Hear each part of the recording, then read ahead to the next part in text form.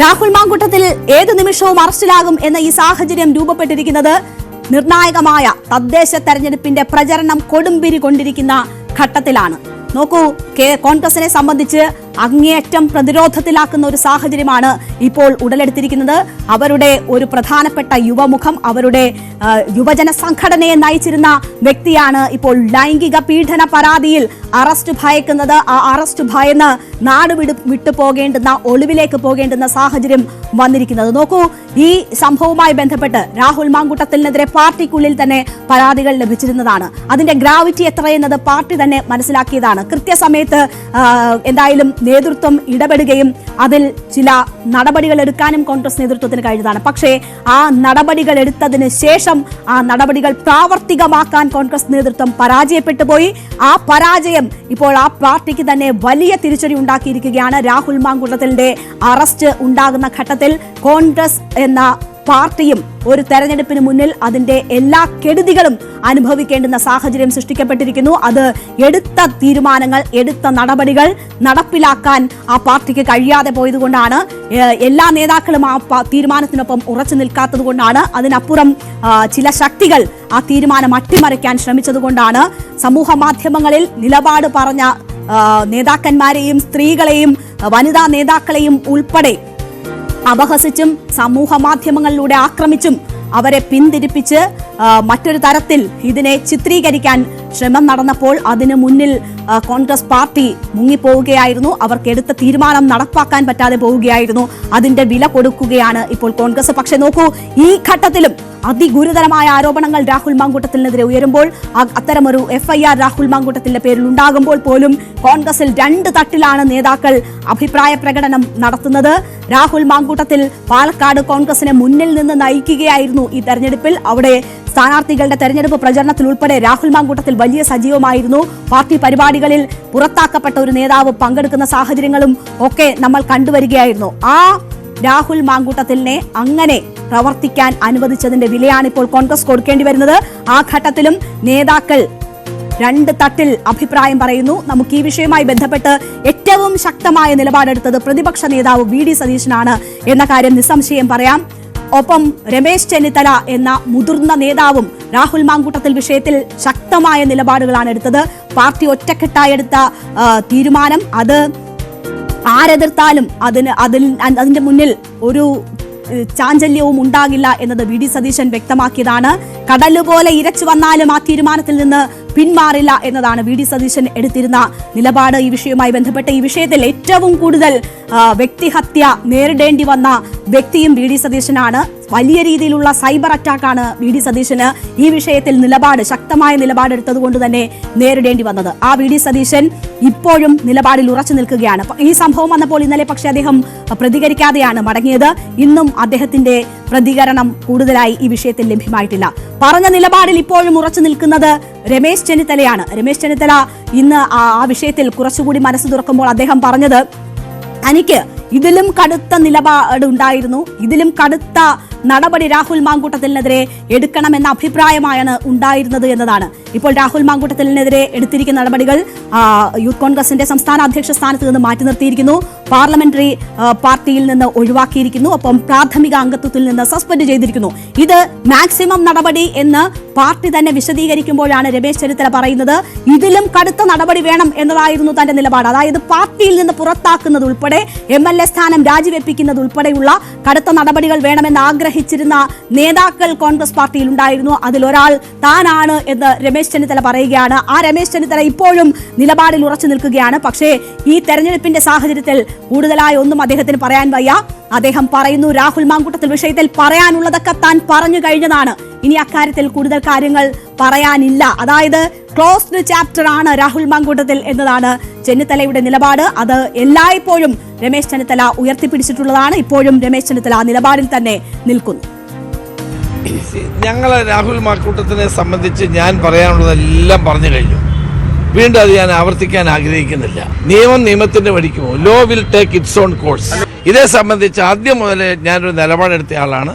അത് ആ നിലപാടിൽ തന്നെ ഉറച്ചു നിൽക്കുന്നു. അതിനപ്പുറത്തേക്കൊന്നും പറയാനില്ല. ഇപ്പോൾ വി ഡി സതീശൻ, ഞാൻ നേരത്തെ സൂചിപ്പിച്ചു, വി ഡി സതീശൻ ഒരു കാര്യവും ഈ കാര്യത്തിൽ ഇന്നലെ മുതൽ പ്രതികരിച്ചിട്ടില്ല എന്നത്. ഇപ്പോൾ ഒരു സ്വകാര്യ ചടങ്ങിൽ, സ്വകാര്യ പരിപാടിയുടെ വേദിയിൽ വി ഡി സതീശൻ തന്റെ നിലപാട് ആവർത്തിക്കുകയാണ്. അത് ഞാൻ നേരത്തെ സൂചിപ്പിച്ചതുപോലെ ആ പറഞ്ഞ വാചകങ്ങൾ തന്നെയാണ് അദ്ദേഹം ആവർത്തിക്കുന്നത്. ബോധ്യങ്ങളിൽ നിന്നെടുത്ത തീരുമാനമാണ് രാഹുൽ മാങ്കൂട്ടത്തിന്റെ കാര്യത്തിൽ ഉണ്ടായിരിക്കുന്നത്. അറബിക്കടൽ ഇരമ്പി വന്നാലും എടുത്ത നിലപാടിൽ മാറ്റം വരുത്തില്ല. രാഷ്ട്രീയത്തിൽ ഇമോഷന് പ്രാധാന്യമില്ല.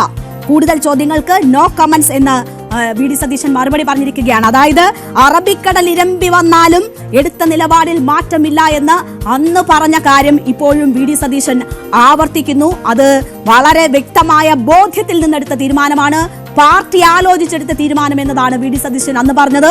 അത് തന്നെയാണ് വി ഡി സതീശൻ ഇന്നും പറയുന്നത്. പക്ഷേ അതിൽ നിന്ന് വിട്ടുപോയത് മറ്റു ചില നേതാക്കളാണ്.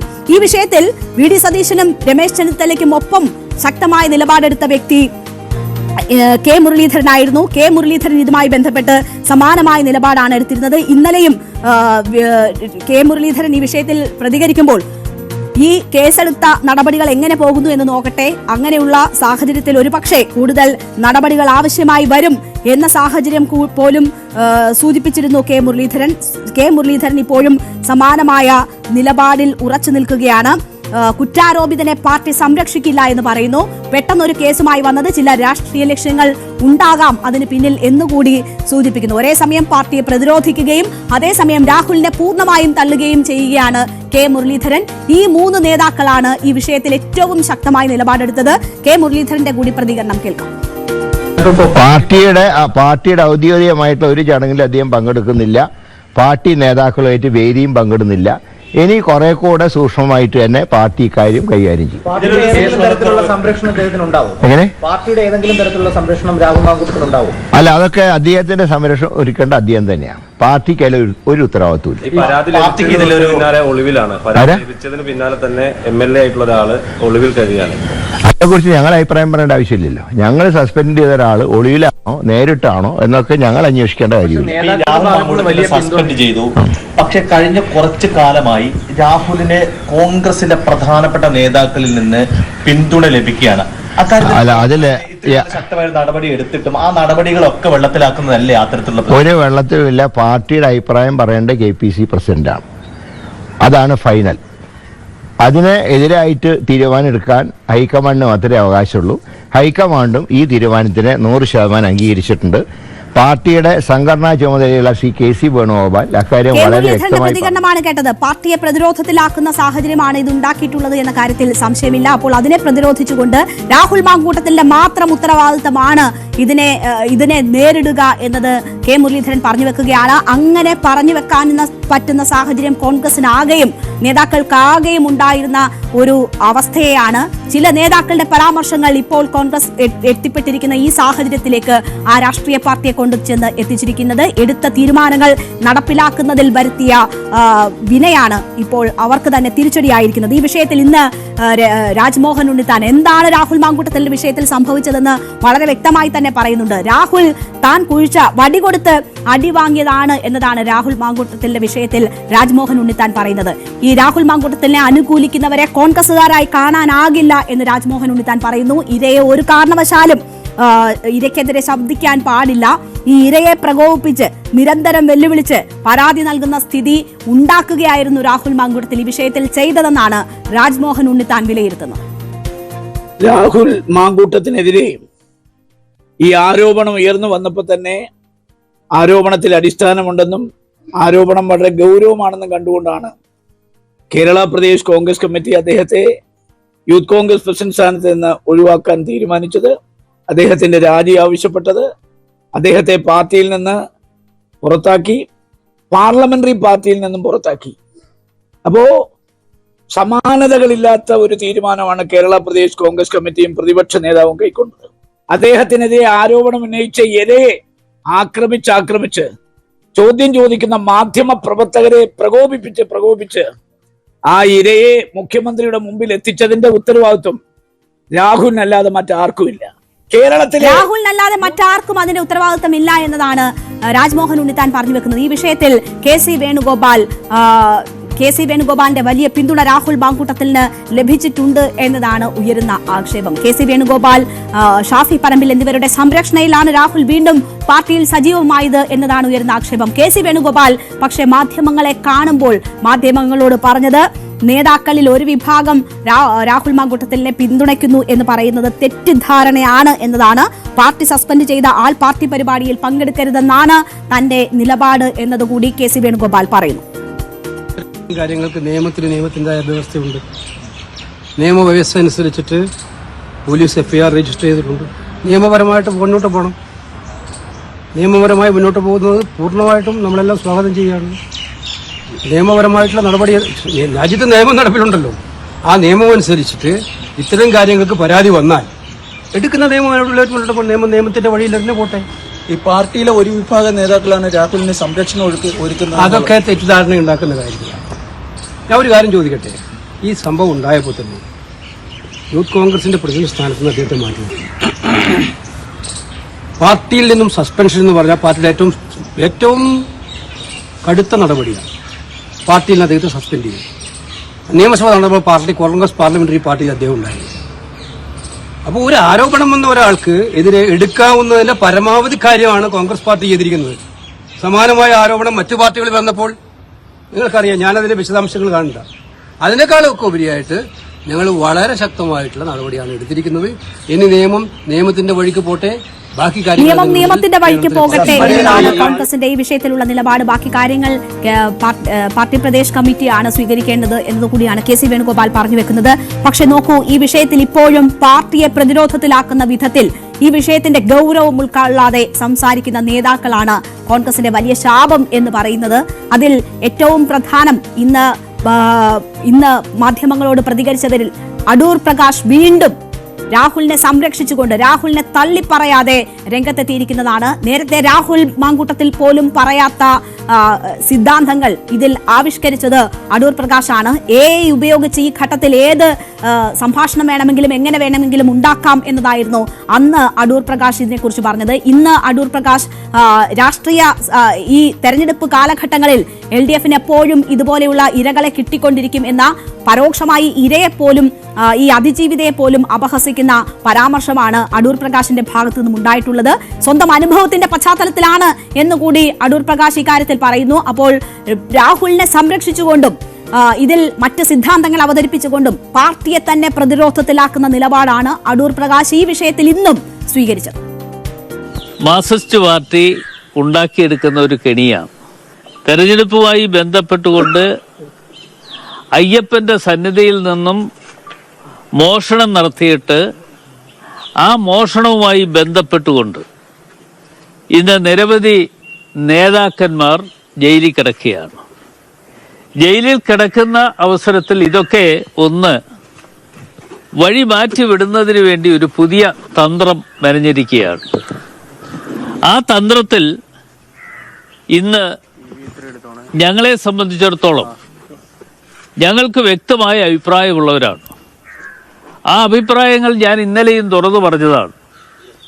ആ വ്യക്തമായ അഭിപ്രായമുണ്ട് എന്ന് പറയുമ്പോഴും നമ്മൾ ഒരു കാര്യം കാണേണ്ടതായിട്ടുള്ളത്, എല്ലാ തെരഞ്ഞെടുപ്പ് സമയങ്ങളിലും കേസുകൾ ഉണ്ടാക്കിയെടുക്കുക എന്ന് പറയുന്നത് CPMനെ സംബന്ധിച്ചിടത്തോളം അവരുടെ ഒരു ലക്ഷ്യമാണ്.